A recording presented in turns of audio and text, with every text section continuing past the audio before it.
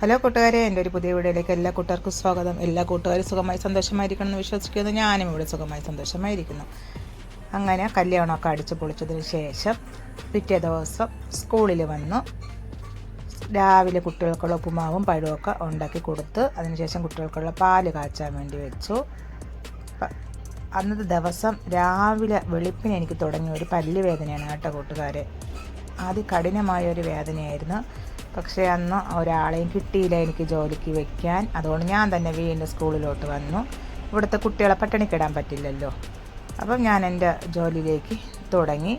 അപ്പം പാല് കുട്ടികൾക്ക് 11:30 കൊടുക്കണം. അപ്പോൾ ആ സമയത്ത് സാറ് നമുക്ക് വെണ്ടയ്ക്കയും രസത്തിനുള്ള സംഭവമൊക്കെ വാങ്ങിച്ചുകൊണ്ട് തന്നിരുന്നു. അങ്ങനെ എന്നും കൈസഹായത്തിന് വരുന്ന ആദ്യത്തെ അന്ന് വരുന്നില്ലെന്ന് പറഞ്ഞിരുന്നതാണ്. പക്ഷേ എനിക്ക് വേദന സഹിക്കാൻ പറ്റില്ലെന്ന് പറഞ്ഞ് വിളിച്ച് പറഞ്ഞപ്പോൾ അവൻ വന്ന് എനിക്ക് തേങ്ങയൊക്കെ ഒന്ന് തിരുകി തരാമെന്ന് പറഞ്ഞ് അങ്ങനെ ഞാൻ ആ സമയം കൊണ്ട് വെണ്ടയ്ക്കയും തക്കാളിയും എല്ലാം അരിഞ്ഞ് വറുക്കിയൊക്കെ വെച്ചു. പിന്നെ നമ്മുടെ തീയലിന് ആവശ്യമായ തേങ്ങ ഒന്ന് വറുത്തെടുക്കണം. അപ്പോൾ വറുത്തരച്ച് തീയൽ വെക്കാനാണ് സാറ് പറഞ്ഞത്. സാധാരണ തേങ്ങയും ജീരകവും വെളുത്തുള്ളിയും മഞ്ഞൾപ്പൊടിയും മല്ലിപ്പൊടിയും മുളക് പൊടിയും കൂടെയാണ് കേട്ടോ ചേർത്ത് കൊടുക്കുന്നത്. പിന്നെ നമ്മുടെ ഗരം മസാലയും കൂടി ചേർത്ത് കൊടുക്കും. അങ്ങനെ അതൊന്ന് നന്നായിട്ട് വറുത്തെടുക്കും. എണ്ണ ഒഴിച്ചിട്ടില്ല കേട്ടോ കൂട്ടുകാരെ. ഇതേപോലെ തന്നെ ഞാനൊരു കത്തിരിക്കയും മുരിങ്ങയ്ക്കയും ഇട്ടൊരു തീയലിൻ്റെ റെസിപ്പി ഞാൻ ചെയ്തിട്ടിട്ടുണ്ട് നമ്മുടെ വീഡിയോയിൽ. കാണാത്ത കൂട്ടുകാരൊക്കെ ഉണ്ടെങ്കിൽ ആ വീഡിയോ ഒന്ന് പോയി കാണണം കേട്ടോ. കണ്ടിട്ട് ഒന്ന് വെച്ച് നോക്കണം കേട്ടോ. അടിപൊളി ടേസ്റ്റ് ആയിരുന്നു കേട്ടോ നമ്മുടെ ഈ കത്തിരിക്ക തീയലും ഈ വയ്ക്കുന്ന വെണ്ടയ്ക്ക തീയലും പിള്ളേർക്കൊക്കെ നന്നായിട്ട് ഇഷ്ടപ്പെട്ടു. അപ്പോൾ ഇപ്പുറത്തെ അടുപ്പിൽ ഞാൻ രസത്തിനും കൂടെ വെച്ചിട്ടുണ്ടായിരുന്നു. രസമൊക്കെ ഏകദേശം തിളച്ച് വരാറായിട്ടുണ്ട്. അപ്പോൾ നമ്മളുടെ വറുത്തതിന് ഞാനൊരു പാത്രത്തിലേക്ക് മാറ്റി തേങ്ങയുടെ കൂട്ട് എന്നിട്ട് ആ ചട്ടിയിൽ തന്നെ കഴുകിയൊന്നുമില്ല, ആ ചട്ടിയിൽ തന്നെ എണ്ണയും ഒഴിച്ച് കടുക് ഇട്ടിട്ട് നമ്മളുടെ വെണ്ടയ്ക്കയും സവാള എല്ലാം കൂടെ ഇട്ടൊന്ന് വഴറ്റിയതിന് ശേഷം നമ്മളുടെ തക്കാളിയും പച്ചമുളകും കൂടെ ഇട്ട് കൊടുത്ത് അതൊന്ന് നന്നായിട്ടൊന്ന് വഴറ്റി അതൊന്ന് വാടി കിട്ടണം കേട്ടോ.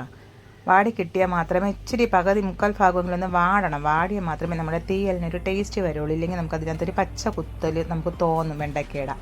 അപ്പോൾ അതൊന്ന് വാടി വന്ന സമയത്ത് ഞാൻ നമ്മുടെ അരപ്പൊക്കെ അരച്ച് ആവശ്യത്തിനുള്ള വെള്ളമൊക്കെ കറിയുടെ ചാറിനനുസരിച്ച് ഒഴിച്ചു കൊടുത്തു. കാരണം കുട്ടികളുണ്ട്, എല്ലാവരും കൂടെ ഒരു 70 പേരോളം ഉണ്ട് ഫുഡ് കഴിക്കാൻ വേണ്ടി. അപ്പോൾ അവർക്കുള്ള കറിയാണ് ഞാനിപ്പോൾ തയ്യാറാക്കണത്. അപ്പോൾ നമ്മൾ രസമൊക്കെ ആയി കഴിഞ്ഞ് ഞാനതൊക്കെ ഒരു പാത്രത്തിനകത്തൊക്കെ ഒഴിച്ച് മാറ്റി അവിടെ വെച്ചിട്ടുണ്ട്. നമ്മുടെ കറിക്ക് ഇച്ചിരി കൂടെ വെള്ളത്തിൻ്റെ കുറവുണ്ടായിരുന്നു. വെള്ളം കൂടെ ഒന്ന് ഒഴിച്ചു കൊടുത്ത് അതൊന്ന് അവിടെ അടച്ച് വെച്ച് കൊടുക്കണം. അതൊന്ന് വെട്ടി ഒന്ന് തിളയ്ക്കണമല്ലേ. അപ്പോൾ ഞാൻ കറിവേപ്പില ചേർത്തിട്ടില്ലായിരുന്നു നമ്മളുടെ കറിക്ക്.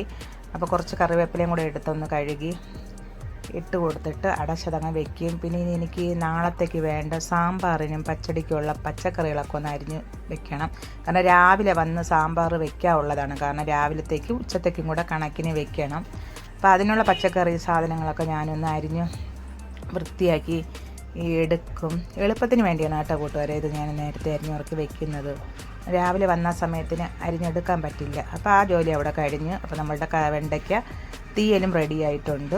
പിന്നെ സമയം ഇപ്പം എല്ലാം ഒതുക്കിയൊക്കെ വെച്ച സമയത്ത് ആദ്യം കുറച്ച് നേരം അവിടെ ഇരിപ്പുണ്ട്. ആദ്യത്തിനാണ് കേട്ടോ പാത്രമൊക്കെ കഴുകി തന്നത് എനിക്ക്.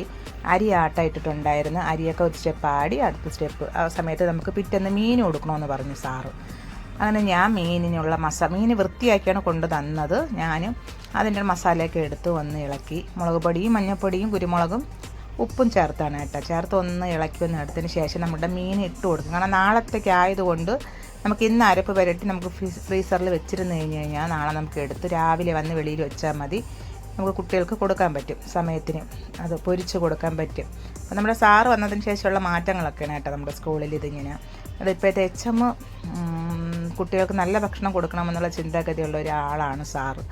അപ്പോൾ അതൊക്കെ ഞാൻ അരപ്പൊക്കെ ആക്കി വെച്ചതിന് ശേഷം ഇനി ഒരു പാത്രത്തിലാക്കി വെക്കണം നമുക്ക്. അല്ലാതെ വലിയ പാത്രം ഫ്രിഡ്ജിനകത്ത് കൊള്ളില്ല. അപ്പോൾ ഞാൻ അതൊന്നെടുത്ത് പാത്രത്തിനകത്തോട്ട് ആക്കി. പിന്നെ നമ്മളുടെ അവിടെ കുറച്ച് നാൾക്ക് മുന്നേ ഞാൻ പറഞ്ഞില്ലേ കുറച്ച് അത്തത്തിന് വേണ്ട പൂക്കൾ നട്ടിട്ടുണ്ടായിരുന്നെന്ന് പറഞ്ഞില്ലേ. പൂക്കളൊക്കെ ഇട്ടിട്ടുണ്ട് കേട്ടോ. ജമന്തി പൂക്കൾ മഞ്ഞയും ഓറഞ്ചും ഒക്കെ ഇട്ട് നിറച്ച് നിൽപ്പുണ്ട് കേട്ടോ. നല്ല ഭംഗിയായിരുന്നു. അപ്പോൾ ഇത് വിളവെടുപ്പിൻ്റെ സമയമായിട്ടുണ്ട്. നമുക്ക് പൂക്കളൊക്കെ ഇപ്പുറത്തെ സൈഡ് നട്ടിട്ടുണ്ട്. അതൊക്കെ പൂ വിരിയാൻ തുടങ്ങണതേ ഉള്ളൂ. ഈ ഭാഗത്തുള്ള എല്ലാം പൂക്കളൊക്കെ വിരിഞ്ഞ കേട്ടോ. അപ്പോൾ ഈ വീഡിയോ കണ്ട കൂട്ടർക്ക് ഈ വീഡിയോ ഇഷ്ടപ്പെടുകയാണെങ്കിൽ ഒരു ലൈക്ക്, ഒരു ഷെയർ, ഒരു സബ്സ്ക്രൈബ് കേട്ടോ. അടുത്തൊരു പുതിയ വീഡിയോ ആയിട്ട് കാണുന്നത് വരെ എല്ലാ കൂട്ടുകാർക്കും ബൈ, ടാറ്റാ, സീ യു.